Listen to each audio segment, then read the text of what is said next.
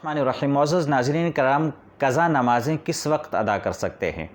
کسی شخص کی بہت ساری قضا نمازیں ہیں، تو بہت سارے دوست یہ سوال کرتے ہیں کہ قضا نمازوں کی ادائیگی کا وقت کون سا ہے اور کون سا نہیں ہے۔ تو جان لیجئے کہ 3 اوقات ایسے ہیں کہ جن میں قضا نمازیں ادا نہیں کی جا سکتی۔ پہلا وقت ہے طلوع شمس کا وقت، کہ جب سورج طلوع ہو رہا ہوتا ہے تو اس وقت سے لے کر اس کے 15-20 منٹ کے بعد تک نماز کی ادائیگی نہیں کی جا سکتی قضا نماز کی۔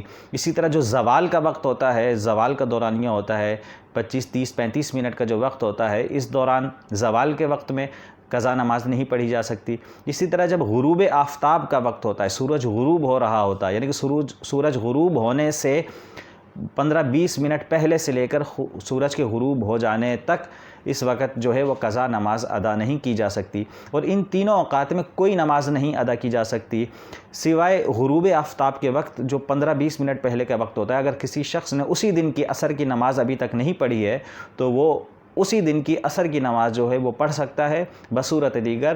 اس وقت میں اور پہلے 2 اوقات میں قضا نماز کا پڑھنا جائز اور درست نہیں ہے۔ جزاکم اللہ۔